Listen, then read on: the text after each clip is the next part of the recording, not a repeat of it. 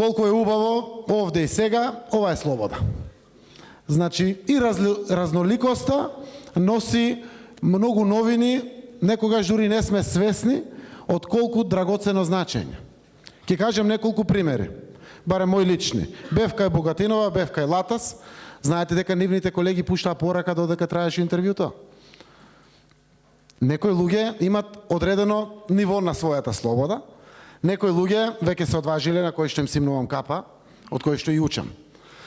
Значи, да не веднаш ги зауздуваме перцепциите на луѓето и начините на нивните перформанси, борејки се за тоа што денеска сите го создаваме.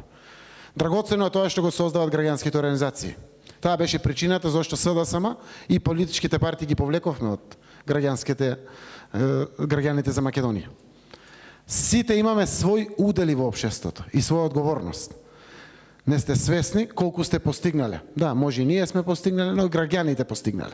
Целиот овој период имаме огромни придобивки, кои што ги спомнувам заради тоа што треба да ни бидат мотивација, дека треба трпеливо секоја различност да ја оставиме да плута едноставно и да си го даде својот ефект, за да секако на крајот имаме комплетно поклопување на коцките од самиот мозаик. Што сме создавале? Значи, верувајте, и во медиумскиот простор, и во медиумите, дури и верувам и овие 100 евра разлика за некои новинари што отишле таму, треба и они да добијат шанса да го видат моментот дали ќе биде комплетна контрола или ќе има контрола, па може и пак ќе се одважат. Може би. Оставете ја разноликоста во определбата на луѓето, за да може на крајот сите тие разноликости да бидат придобивка за државата. Има успеси. Има специјално обвинителство во Македонија. Тоа не е од Изаев го барал, ние баравме разрешување на Зврлевски и на Јован Илиевски. Но целата артикулација на разноликости помогна да има специјално јавно обвинителство. И тоа е првата независна институција што ја создадовме, која што испраќа неколку кратни пораки дека има шанса да се враќа правдата во државата. Уште една минута. Втората независна институција е Државната изборна комисија. Абе, до сега се одважува. Нема да не бендисува сите во своји одлуки. Но се одважува. И таа испраќа многу значајна порака. Дека може со многу трпение и работа и посветеност во целиот овој период да имаме барем приближно фер демократски и регуларни избори. Или дај Боже да имаме регуларни, фер и демократски избори. Меѓу другото ќе кажам, јас додека дишам како шеф на опозицијата, нема да дозволам уште еднаш нерегуларни избори во Македонија. Ма што сака нека е. Посебно кога гледам вакви дебати, која освен надвор од партијата многу луѓе веруваат во оваа работа.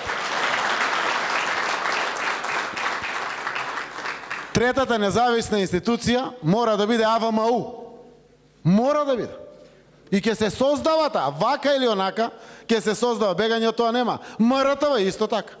Е дел од тој пакет. Четвртата ќе е правосудството. Мора да е. Тргнаа работите. Не се бендисува тоа што можеби нема притвор. Впрочем, и успат пак да прашам, на 5 мај студенти притвара. Ги брка по библиотеките, за да ги затворат студентите, по градација по кривичниот законник, злосторничко здружување, заради уништување на едно од највозвишените права, слободно изразено, волја на граѓаните, е највисоко градирана. И тие луѓе, кои што се осомничени за тоа, не се во притвор. Какви се аршините на судот што одлучува? Да ги пуштат веднаш сите притворени луѓе во Македонија. Мора да ги пуштат сите, заради тоа што сите се со пониска градација од злосторничко здружување. Треба да ги пуштат сите што се во притворите денеска. И таа порака е порака на охрабрување. И ќе дојде време, ќе се одважат судии. Може не на прва, може не на втора, не на трета работи, тоа расте како квасец. Треба да бидеме свесни дека тоа се случува во Македонија.